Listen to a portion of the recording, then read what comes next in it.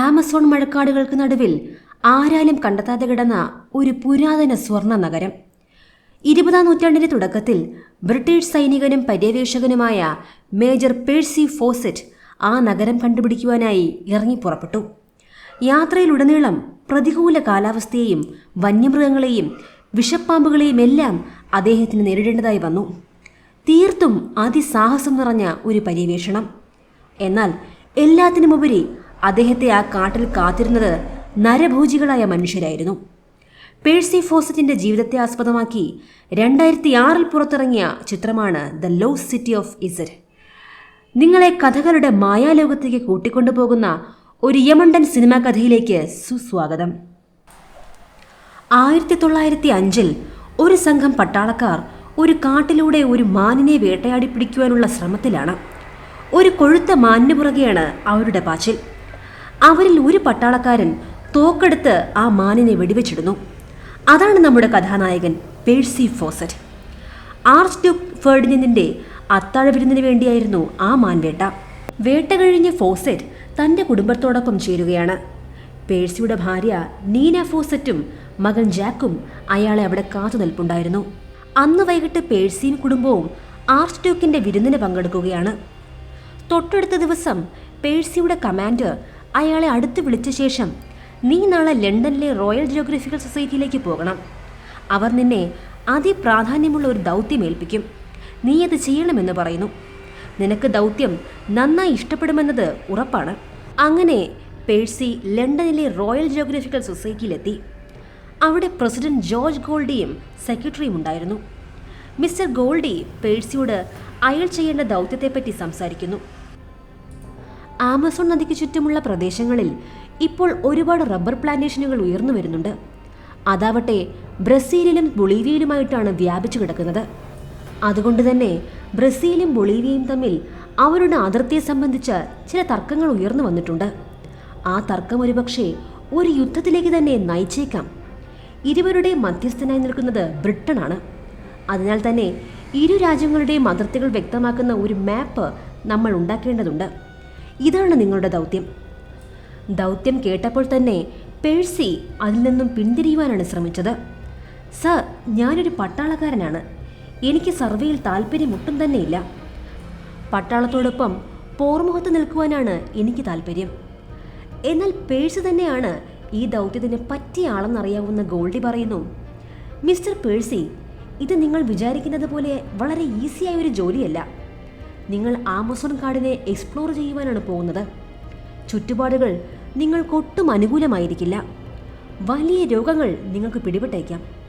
അതിനൊക്കെ പുറമെ നിങ്ങൾ നേരിടേണ്ട ഒരു വലിയ പ്രശ്നം കൂടിയുണ്ട്. ആ കാടുകളിൽ താമസിക്കുന്ന ഗോത്രവർഗക്കാർ. നിങ്ങൾ വർഷങ്ങളോളം അവിടെ ചെലവാക്കേണ്ടി വന്നേക്കാം. എന്നാൽ വിജയകരമായി നിങ്ങൾ തിരിച്ചു വന്നാൽ സൈന്യത്തിൻ്റെ നിങ്ങളുടെ റാങ്ക് ഉയരും. മദ്യപാനിയും വൃത്തികെട്ടവനുമായ നിങ്ങളുടെ അച്ഛൻ കളങ്കപ്പെടുത്തിയ നിങ്ങളുടെ കുടുംബത്തിൻ്റെ പേര് തിരിച്ചെടുക്കുവാൻ സാധിക്കും. ഗോൾഡി പറയുന്നതിൽ കാര്യമുണ്ടെന്ന് പേഴ്സിക്ക് മനസ്സിലായി. അങ്ങനെ പേഴ്സി ഇക്കാര്യം ഭാര്യ നീനയോടും പറയുന്നു. ദൗത്യത്തിൻ്റെ പ്രാധാന്യം നീനയ്ക്ക് മനസ്സിലായി. അങ്ങനെ ആ യാത്രയ്ക്ക് നീന സമ്മതം മുളന്നു. എന്നാൽ അതോടൊപ്പം തന്നെ താൻ ഗർഭിണിയാണെന്ന വിവരവും നീന പേഴ്സി അറിയിക്കുകയാണ്. താൻ കഴിയുന്നത്ര വേഗം തിരിച്ചു വരുമെന്ന് നീനയ്ക്ക് വാക്കു നൽകി പേഴ്സി അവിടെ നിന്നും പുറപ്പെട്ടു. കപ്പലിലാണ് അയാൾ ബൊളീവിയയിലേക്ക് പോകുന്നത്. എന്നാൽ കപ്പലിൽ തന്നെ ആരോ ഫോളോ ചെയ്യുന്നതായി പേഴ്സിക്ക് തോന്നി.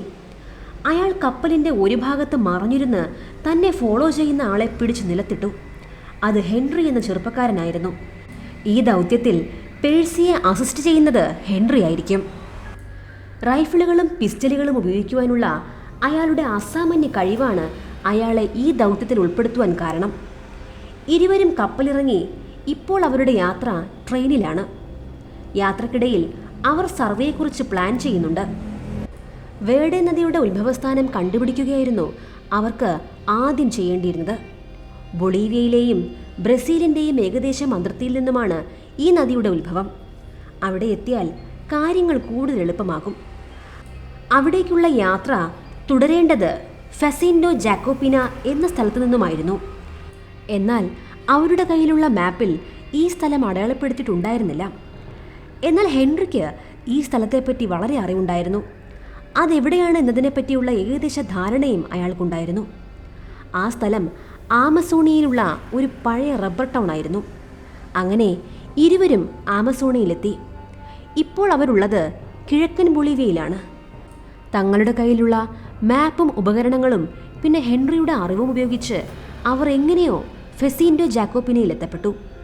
ആ കാടിന് നടുവിൽ ഒരു ചെറിയ ടൗൺ തന്നെ അവർക്ക് കാണുവാൻ സാധിച്ചു. അവിടെ പോർച്ചുഗീസുകാരും യൂറോപ്യൻസും അവിടുത്തെ തദ്ദേശീയരും ഉണ്ടായിരുന്നു. ഇതെല്ലാം കണ്ട് അത്ഭുതപ്പെട്ടു നിൽക്കുന്ന സംഘത്തിനടുത്തേക്ക് ലാൻഡ്സ്കേപ്പ് മാൻലി എത്തി. അയാളും സർവേയിൽ പാഴ്സിയെ അസിസ്റ്റ് ചെയ്യുവാൻ നിയോഗിക്കപ്പെട്ടിരുന്ന ഒരാളായിരുന്നു. എന്നാൽ അവർക്ക് ആ ദൗത്യം തുടരണമെന്നുണ്ടെങ്കിൽ ആ പ്രദേശത്തെപ്പറ്റി വളരെ നന്നായി അറിയാവുന്ന ഒരു തദ്ദേശീയന്റെ സഹായം കിട്ടിയേ തീരുമായിരുന്നുള്ളൂ. അങ്ങനെ ഒരാളെ കണ്ടെത്തുവാൻ അവർ ആ ടൗണിലെ റബ്ബർ കമ്പനി മുതലാളിയായ ബാരൻ ഡെ ഗൊണ്ടാനസ് എന്ന ഒരു പോർച്ചുഗീസുകാരൻ്റെ അടുത്തെത്തപ്പെട്ടു. ഒരു യുദ്ധം പൊട്ടിപ്പുറപ്പെട്ടാൽ അത് തൻ്റെ ബിസിനസ്സിനെയും ബാധിക്കുമെന്ന് അറിയാമായിരുന്ന ബാരന് തൻ്റെ പക്കലുള്ള ഒരു അടിമയെ അവർക്ക് വിട്ടുകൊടുക്കുവാൻ സന്തോഷമേ ഉണ്ടായിരുന്നുള്ളൂ. ആ അടിമയുടെ പേര് തഡ്ജുബി എന്നായിരുന്നു. അയാൾക്ക് കുറേയൊക്കെ പോർച്ചുഗീസ് സംസാരിക്കാൻ അറിയാമായിരുന്നു. ഇംഗ്ലീഷ് പറയുന്നത് കേട്ടാലും അയാൾക്ക് മനസ്സിലാവും. പിറ്റേന്ന് ഫെസിൻഡോ ജാക്കോപ്പിനയിലേക്ക് നീനയുടെ കത്തെത്തുകയാണ്. എന്നാൽ യാത്ര പുറപ്പെടേണ്ട സമയമായതിനാൽ പേഴ്സി അത് വായിക്കുന്നില്ല. അങ്ങനെ തഡ്ജുബിയെയും ബാരൻ ഏർപ്പാടാക്കിയ 4 സഹായികളെയും കൂട്ടി വേർഡ് നദിയുടെ ഉത്ഭവം തേടി അവർ യാത്ര ആരംഭിച്ചു. അങ്ങനെ യാത്ര തുടരുന്നതിനിടയിൽ സഹായികളിൽ ഒരാൾ പറയുന്നു, ഈ നദിയിൽ നിറയെ മീനുകളുണ്ട്. എന്നാൽ അവയൊന്നും നമ്മുടെ വരയിൽ കുരുങ്ങുന്നില്ല. അതെന്തുകൊണ്ടാണെന്ന് എനിക്കറിയില്ല. നമ്മളിപ്പോൾ ഒരു മരുഭൂമിയിലാണ് നിൽക്കുന്നത്. യാത്രക്കിടയിൽ നദിയുടെ ഒരു ഭാഗത്ത് ഇടിച്ചു തകർന്നു കിടക്കുന്ന ഒരു ബോട്ടിനെ അവർ കണ്ടു. അതിൽ ഒരു മനുഷ്യനും. അനക്കമില്ലാതെ കിടക്കുകയായിരുന്നു അയാൾ. അതെന്താണെന്നവർ അത്ഭുതത്തോടെ നോക്കി നിൽക്കുമ്പോഴാണ് മുൻപ് മീൻ പിടിക്കുവാൻ ശ്രമിച്ച ആളുടെ ശരീരത്തേക്ക് ഒരമ്പ് വന്ന് പതിക്കുന്നത്. എന്താണ് സംഭവിക്കുന്നത് എന്ന് മനസ്സിലാക്കാൻ തുടങ്ങുന്നതിന് മുൻപേ അവരുടെ അടുത്തേക്ക് അമ്പുകൾ പാഞ്ഞു വന്നുകൊണ്ടേയിരുന്നു. അതവിടുത്തെ ഒരു ഗോത്രവർഗ്ഗക്കാരായിരുന്നു. പെട്ടെന്ന് തന്നെ എല്ലാവരും വെള്ളത്തിലേക്ക് എടുത്തു ചാടി. എന്നാൽ വെള്ളത്തിൽ നിറയെ പിരാന മീനുകളായിരുന്നു.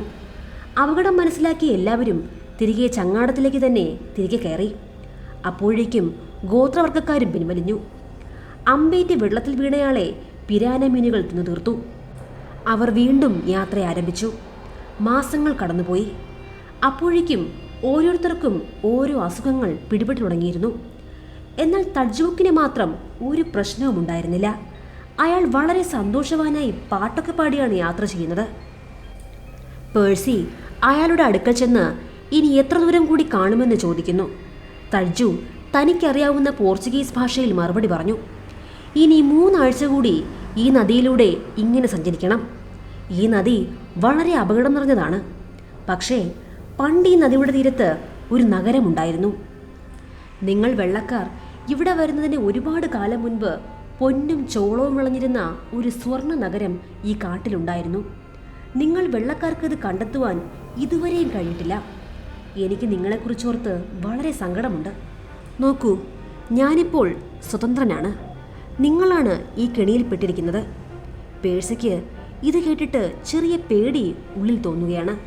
അത് മാറുവനെന്നോണം അയാൾ അക്കാര്യം രാത്രി ഹെൻറിയോടും പറയുന്നുണ്ട്. അവന് വട്ടാണ്, അവൻ വെറുതെ പറയുന്നതാണ് എന്നായിരുന്നു ഹെൻറിയുടെ മറുപടി.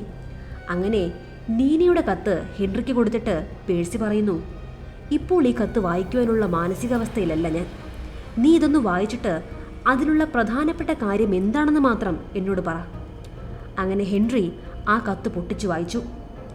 നീന കുട്ടികളുമായി ഡേവൻ എന്ന ഒരു സ്ഥലത്ത് താമസം മാറിയെന്നും അവൾക്ക് ഒരു കുഞ്ഞ് പിറന്നുവെന്നും അവന് ബ്രയാൻ എന്ന് പേരിട്ടിരിക്കുന്നുവെന്നുമായിരുന്നു ആ കത്തിലുണ്ടായിരുന്നത്. അവർ പിന്നെയും തങ്ങളുടെ യാത്ര തുടർന്നു. അപ്പോഴേക്കും ഭക്ഷണമെല്ലാം തീർന്നു കഴിഞ്ഞിരുന്നു. എല്ലാവരും ഏതാണ്ട് അവശരായി മാറിയിരിക്കുന്നു.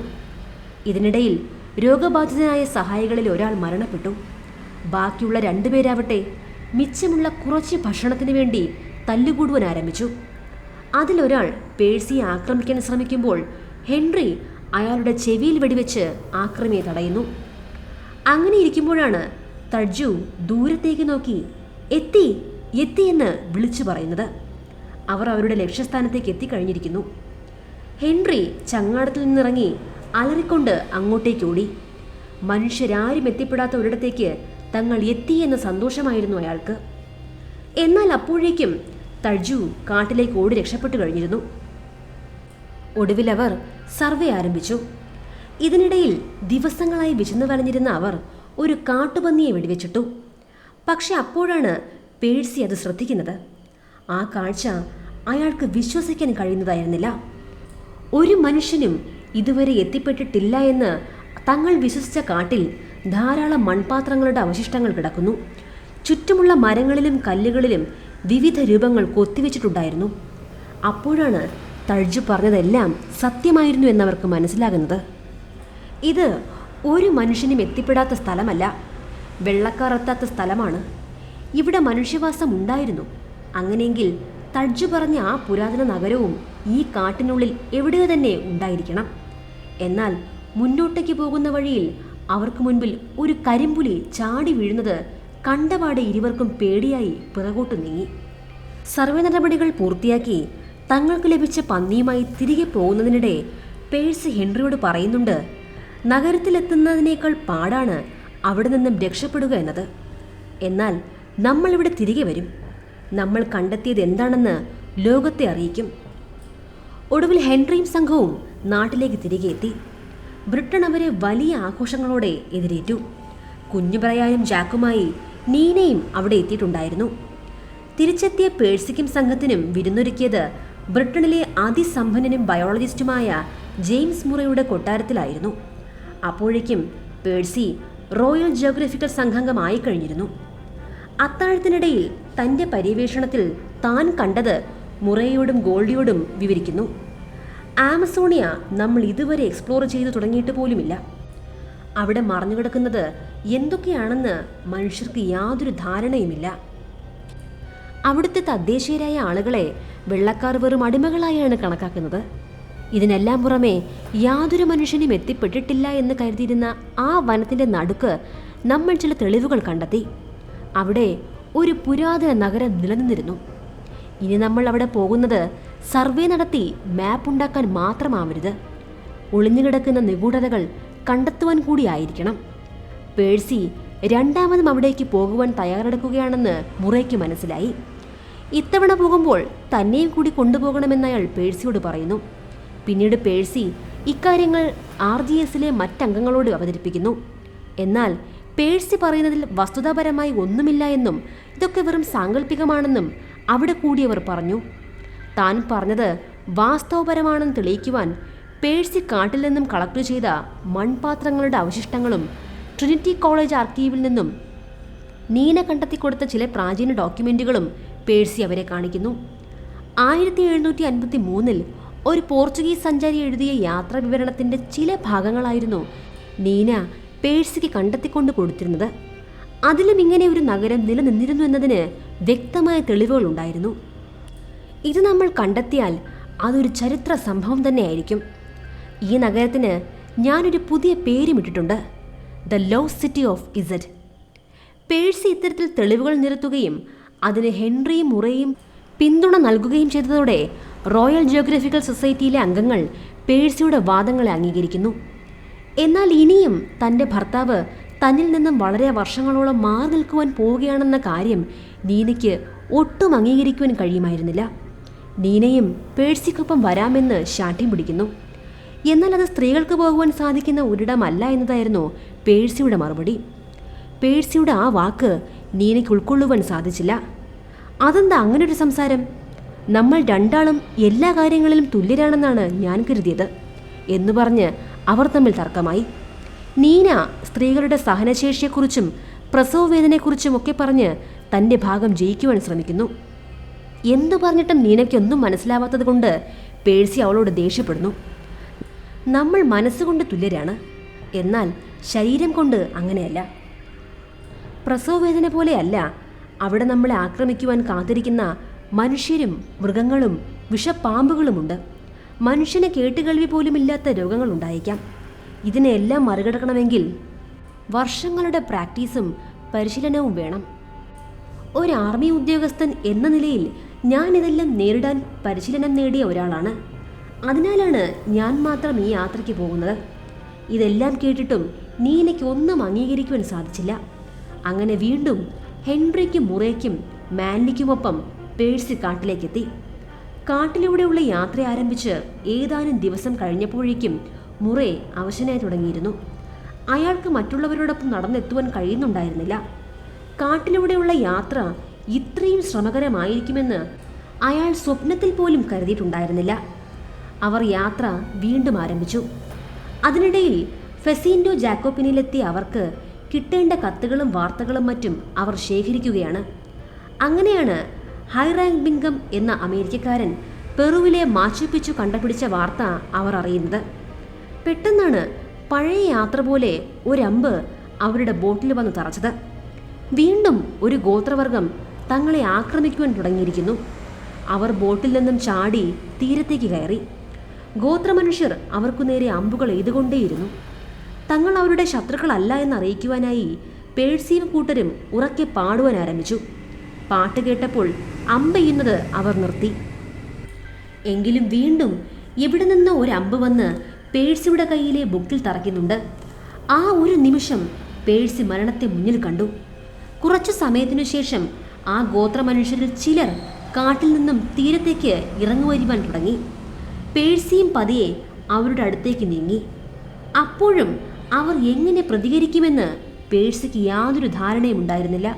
പേഴ്സി ആ മനുഷ്യരുടെ അടുത്ത് ചെന്ന് എന്തൊക്കെയോ സംസാരിക്കുന്നത് മാത്രമേ മറ്റുള്ളവർക്ക് കാണുവാൻ കഴിയുന്നുണ്ടായിരുന്നുള്ളൂ. അങ്ങനെ പേഴ്സിയുമായി ആ മനുഷ്യർ പതിയെ കാട്ടിനുള്ളിലേക്ക് മറഞ്ഞു. കുറച്ചു സമയത്തിനു ശേഷം പേഴ്സി കാട്ടിനുള്ളിൽ നിന്നും ഇറങ്ങിവന്ന് മറ്റു സംഘങ്ങളോട് കുഴപ്പമൊന്നുമില്ല എന്നും കയറിപ്പോന്നോളാനും ആംഗ്യം കാണിച്ചു. അങ്ങനെ അവർ ആ കാട് നടുവിലുള്ള ഗ്രാമത്തിലെത്തി. മറ്റു പ്രശ്നങ്ങളൊന്നുമില്ല. ഗോത്രത്തലവൻ നമ്മളെ അതിഥികളായാണ് സ്വീകരിച്ചിരിക്കുന്നത്. ആ ഗ്രാമത്തിൻ്റെ പലയിടങ്ങളിലായി മനുഷ്യൻ്റെ തലയോട്ടികൾ ചിതറിക്കിടക്കുന്നുണ്ടായിരുന്നു.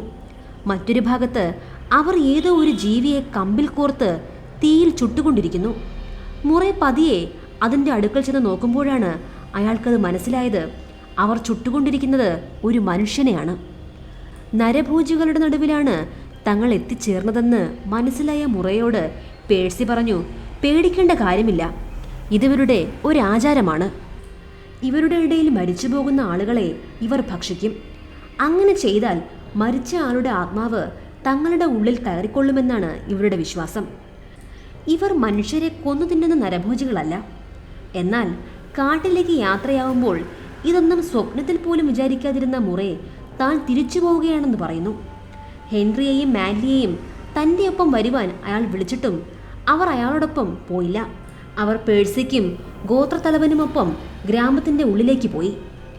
ഈ ഗോത്രത്തലവനും ചെറുതായി പോർച്ചുഗീസ് സംസാരിക്കാൻ അറിയാമായിരുന്നു. പിന്നീട് പേഴ്സി തൻ്റെ കയ്യിലുള്ള ഒരു മാല ഗോത്രത്തലവനും മകനും സമ്മാനമായി കൊടുത്തു.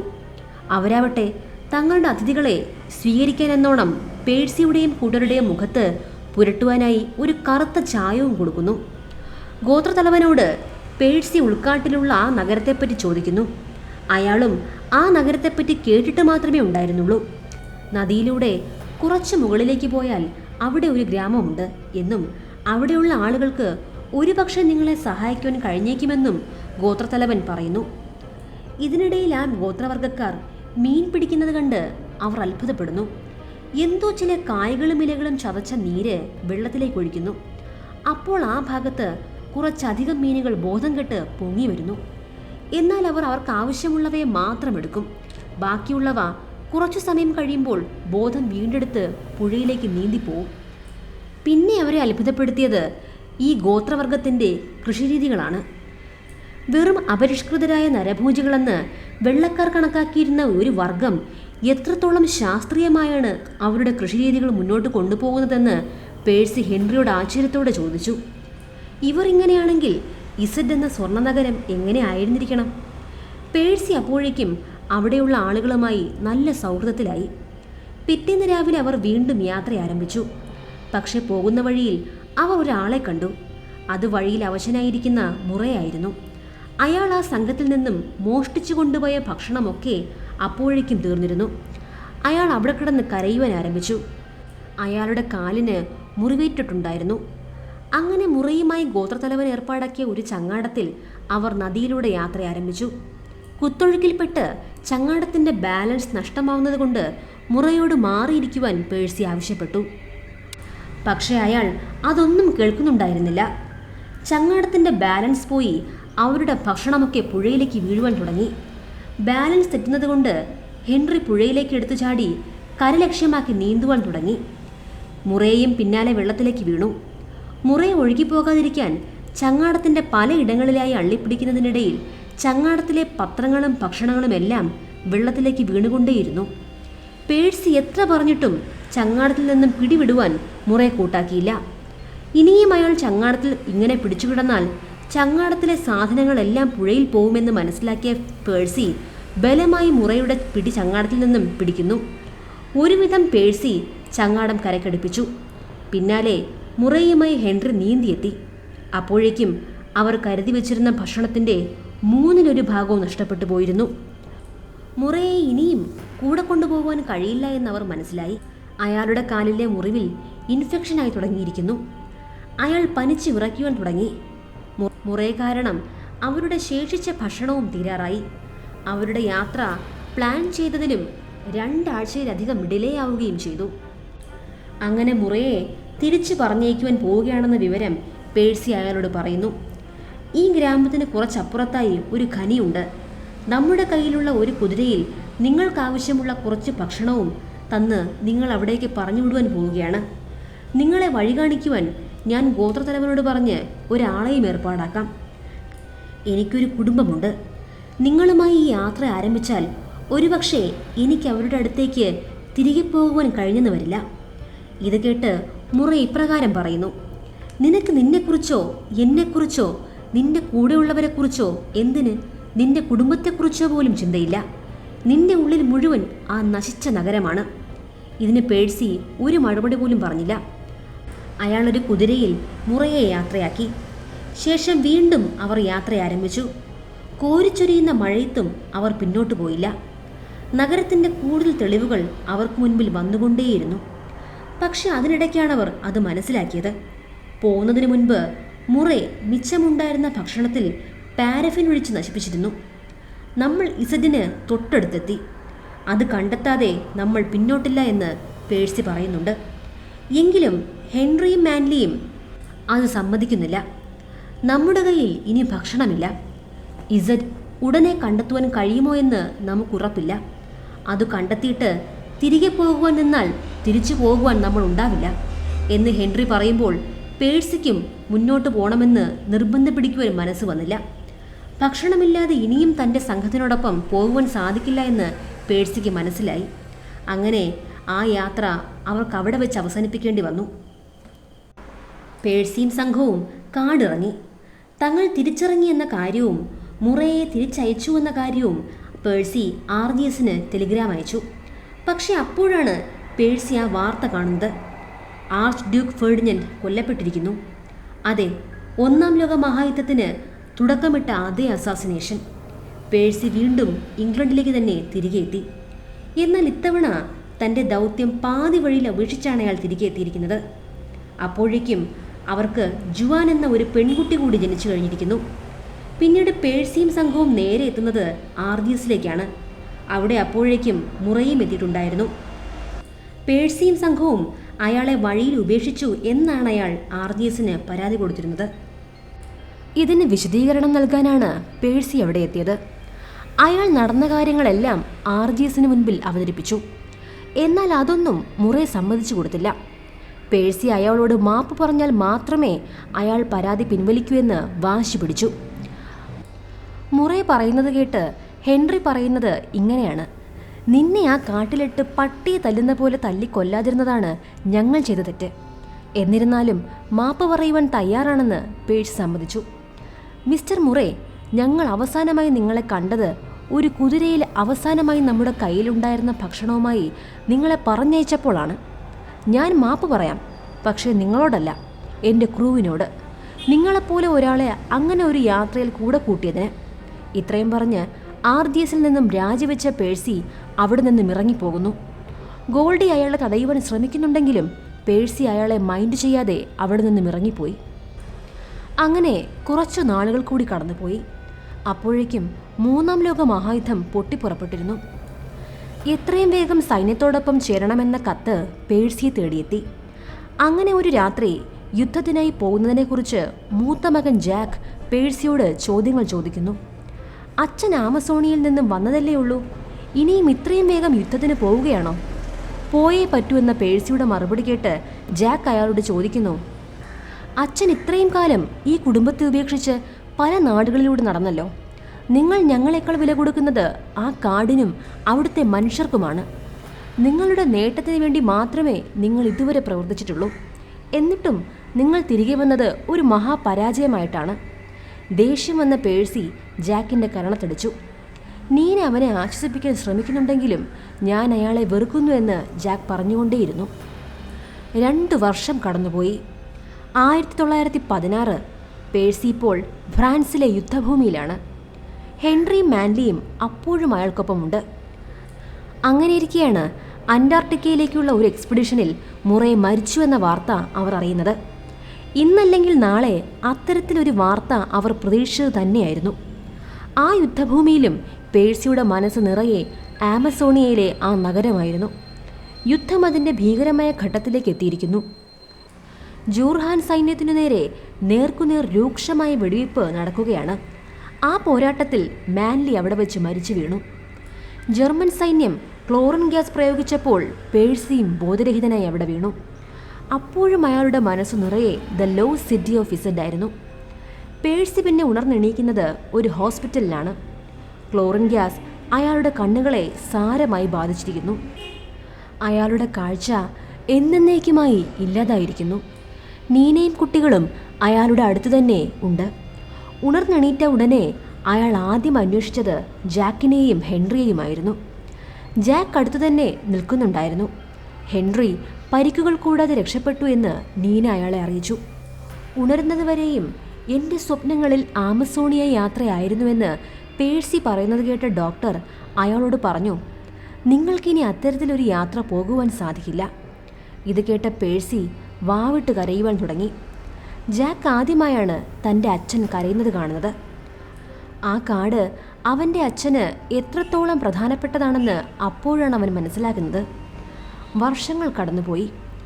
1923 പേഴ്സിക്ക് അയാളുടെ കാഴ്ചയൊക്കെ തിരികെ കിട്ടിയിരിക്കുന്നു. ഇതിനിടയിൽ പേഴ്സിയെ ഇൻ്റർവ്യൂ ചെയ്യുവാനെത്തിയ ഒരു റിപ്പോർട്ടറിൽ നിന്നും അമേരിക്കക്കാരനായ ഒരു എക്സ്പ്ലോറർ ഇസഡ് എന്ന സ്വർണ്ണനഗരം തേടിപ്പോയതായി അവർ അറിഞ്ഞു. ഒരു ദിവസം ജാക്ക് പേഴ്സിയോട് ചോദിക്കുന്നു, അച്ഛൻ ഇപ്പോഴും ഇസഡിനെ വിശ്വസിക്കുന്നുണ്ട് അല്ലേ? ആ അമേരിക്കക്കാരൻ അവിടെ എത്തുന്നതിന് മുൻപേ നമുക്കവിടെ എത്തണം. പേഴ്സിക്ക് ഇത് കേട്ടപ്പോൾ വളരെ സന്തോഷമായി. ഇനി ഒരിക്കലും നടക്കില്ല എന്ന് താൻ വിശ്വസിച്ചിരുന്ന കാര്യം ഇതാ യാഥാർത്ഥ്യമാക്കുവാൻ ഒരു വാതിൽ തുറന്നു കിട്ടിയിരിക്കുന്നു. പക്ഷെ അവർക്ക് ഒരാളെ കൂടി കൺവിൻസ് ചെയ്യണമായിരുന്നു. അവർ നീനയുടെ മുൻപിലെത്തി. ജാക്ക് ആവേശത്തോടെ നീനയോട് തങ്ങൾ ഇസഡ് തേടി പോവുകയാണെന്നും അതിൻ്റെ ആവശ്യകത എന്താണെന്നും നീനയെ പറഞ്ഞ് ബോധ്യപ്പെടുത്തി. ജാക്കും പേഴ്സിയെ പോലെ തന്നെയാണെന്ന് നീന മനസ്സിലാക്കി. ശേഷം ജാക്കും പേഴ്സിയും ഹെൻറിയെ കാണുവാൻ ചെന്നു. അപ്പോഴേക്കും ഹെൻറി ഒരു കുടുംബസ്ഥനായിരുന്നു. അയാൾ ഇത്തവണ പേഴ്സിയോടൊപ്പം ഇല്ല എന്നറിയിച്ചു. പേഴ്സി ഒരു വാർത്താ സമ്മേളനം വിളിച്ചുകൂട്ടി താനും മകനും നടത്തുന്ന ഉദ്യമത്തെപ്പറ്റി വിവരിച്ചു. ഇംഗ്ലണ്ടിലെ ജനങ്ങളത് ആവേശത്തോടെ ഏറ്റെടുത്തു. പേഴ്സി ഗോൾഡിയോടൊരു കോമ്പസ് കാട്ടിയ ശേഷം പറഞ്ഞു, ഞാൻ ഇസഡിലെത്തിയാൽ അതിൻ്റെ സിമ്പലായി ഈ കോമ്പസ് നിങ്ങൾക്ക് ഞാൻ അയച്ചു തരും. ഒടുവിൽ അച്ഛനും മകനും യാത്ര ആരംഭിച്ചു.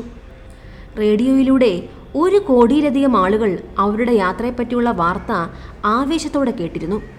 യാത്രാമധ്യേ പലയിടങ്ങളിലും ഇരുവർക്കും ഊഷ്മളമായ സ്വീകരണങ്ങൾ കിട്ടി. 1925 ഏപ്രിൽ 1 അവർ ആമസോണിയയിലെത്തി. ബ്രസീലിൽ നിന്നും ചില സഹായികളെയും അവർ കൂടെ കൂട്ടി. താൻ മുൻപ് പോയ വഴികളിലൂടെ എല്ലാം പേഴ്സി ജാക്കിനെയും കൊണ്ടുപോയി. അപ്പോഴേക്കും ഫെസിൻഡോ ജാക്കോബിന് എല്ലാം നശിച്ചു കഴിഞ്ഞിരുന്നു. ഉൾക്കാട്ടിലേക്ക് കയറും മുൻപ് തൻ്റെ കൂടെ വന്നവരുടെ കയ്യിൽ നീനയ്ക്കായി ഒരു കത്തും പേഴ്സി കൈമാറുന്നുണ്ട്. ശേഷം കൂടെയുള്ളവരെ തിരികെ വിട്ട ശേഷം പേഴ്സിയും ജാക്കും കാടുകയറി. ഇതിനിടയിൽ അവർ മറ്റു ഗോത്രക്കാർ താമസിക്കുന്ന ഒരു ഗ്രാമത്തിലെത്തപ്പെടുന്നു. ആ ഗ്രാമവും പേഴ്സിയും ജാക്കിനെയും സ്വീകരിക്കുന്നു.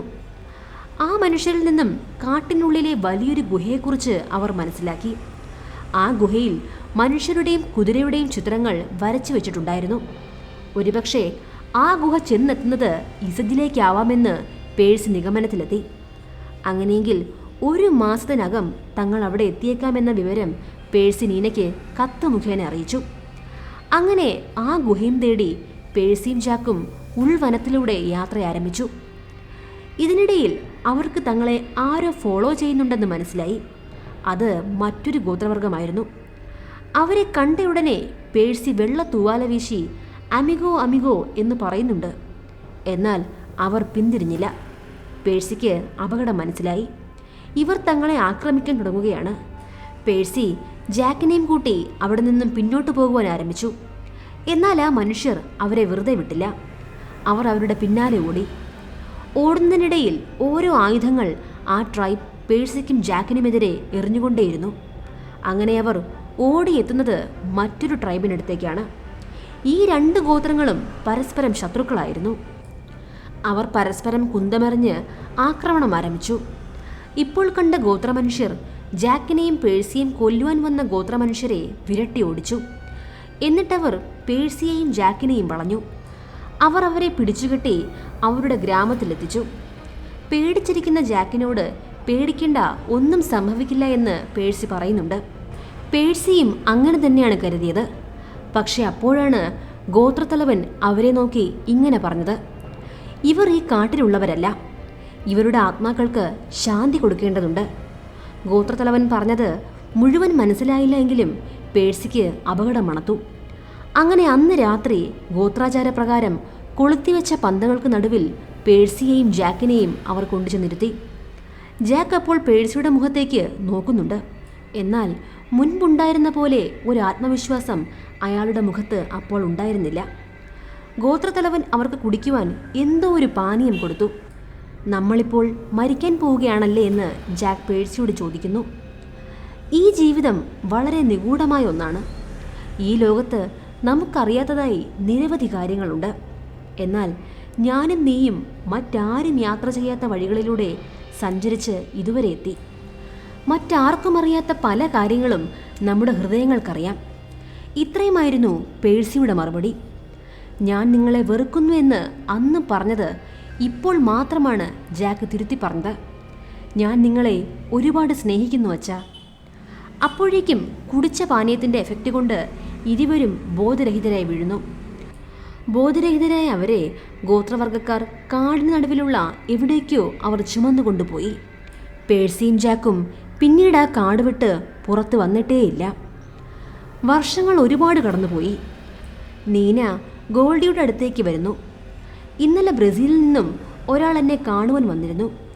അയാൾ പറയുന്നത് ജാക്കും പേഴ്സിയും ഒരു ഗോത്രവർഗക്കാരുടെ ഇടയിൽ ജീവിക്കുന്നത് കണ്ടു എന്നാണ്. അവർ ഇസഡിൽ എത്തി എന്നാണ് അയാൾ എന്നോട് പറഞ്ഞത്. എന്നാൽ ഗോൾഡി അത് വിശ്വസിക്കുവാൻ തയ്യാറായിരുന്നില്ല. നീന, അവരെ കാണാതായിട്ട് വർഷങ്ങളായി. 100 കണക്കിന് ആളുകളെ നമ്മൾ അവരെ തിരക്കി അയച്ചു കഴിഞ്ഞിരിക്കുന്നു. ഇതുവരെയും നമുക്കവരെ കണ്ടെത്തുവാൻ കഴിഞ്ഞിട്ടില്ല. യാഥാർത്ഥ്യം നീ ഉൾക്കൊണ്ടേ മതിയാവൂ. പക്ഷേ ബ്രസീലിൽ നിന്നും വന്നയാൾ നിനക്ക് പേഴ്സിയുടെ കോമ്പസ് കൊണ്ടുവന്നിരുന്നു. അത് ഗോൾഡിക്ക് കൊടുത്തിട്ട് അവൾ പറഞ്ഞു, ഞാൻ ഇത്രയും കാലം അവരെ കാത്തിരുന്നു. പെട്ടെന്നൊരു ദിവസം ആ പ്രതീക്ഷ കൈവിടുവാൻ എനിക്കാവില്ല. അവർ തിരിച്ചു വരുമെന്ന പ്രതീക്ഷ മാത്രമാണ് ഇന്നെൻ്റെ ജീവിതത്തിന് അർത്ഥം നൽകുന്നത്. ഇത്രയും പറഞ്ഞ് നീന അവിടെ നിന്നും ഇറങ്ങി. അവർ അപ്പോഴും പ്രതീക്ഷ കൈവിട്ടിട്ടുണ്ടായിരുന്നില്ല. 1954 അവർ മരിക്കുന്നതുവരെയും അവൾ തൻ്റെ ഭർത്താവിനും മകനും വേണ്ടി കാത്തിരുന്നു. 21-ാം നൂറ്റാണ്ടിൻ്റെ തുടക്കത്തിൽ പേഴ്സി സൂചന കൊടുത്ത അതേ സ്ഥലത്ത് പര്യവേക്ഷകർ ഇസഡ് എന്ന നഗരം കണ്ടെത്തി. എന്നാൽ ജാക്കിനും പേഴ്സിക്കും യഥാർത്ഥത്തിൽ എന്താണ് സംഭവിച്ചതെന്ന് ഇന്നും ആർക്കും അറിയില്ല. കേണൽ പേഴ്സി ഫോസ്റ്ററ്റിൻ്റെ ജീവിതത്തെ ആസ്പദമാക്കിയ ഒരു ട്രൂ സ്റ്റോറിയാണ് the lost city of Z എന്ന സിനിമ. മനുഷ്യൻ്റെ ഇന്നത്തെ ജീവിതം ഇത്രത്തോളം സിവിലൈസ്ഡ് ആവാനും മറ്റും പേഴ്സിയെപ്പോലെ തന്നെ നിരവധി പര്യവേക്ഷകർ തങ്ങളുടെ ജീവനും ജീവിതവും ത്യജിച്ചിട്ടുണ്ട്. ആ ജീവിതങ്ങളെ നന്ദിയോടെ ഓർത്തുകൊണ്ട് നമുക്ക് നിർത്താം. നമ്മുടെ ചാനൽ സബ്സ്ക്രൈബ് ചെയ്യുന്ന കാര്യം കൂടി ഒന്ന് പരിഗണിക്കുക. മറ്റൊരു സിനിമാ കഥയുമായി ഉടൻ വരുന്നതുവരെ ബൈ.